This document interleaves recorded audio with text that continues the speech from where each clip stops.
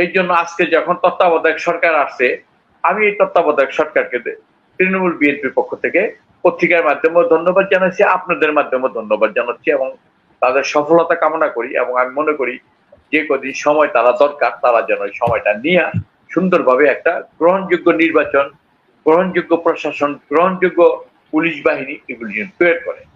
তবে একটা কথা, যে যায় লঙ্কায় সে হয় রাবণ, এটার জন্য আমরা না দেখতে পাই।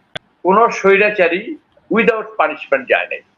তৈমুর আলম খন্দকার সাহেব, এটিএম কামাল সাহেব বলল যে ৭১-এ জনগণ যে স্বাধীনতা পেয়েছিল কিন্তু জনগণ মুক্তি পায়নি, কিন্তু ২৪-এ যে স্বাধীনতা আমরা অর্জন করলাম ছাত্র জনতার গণ অভ্যুত্থানের মাধ্যমে, শেখ হাসিনা সরকার যেভাবে দেশ ছেড়ে পালিয়ে গেল, এই স্বাধীনতায় জনগণ কতটুকু মুক্ত পাবে? কারণ আমরা দেখতে পেয়েছি যে এই শেখ হাসিনা সরকার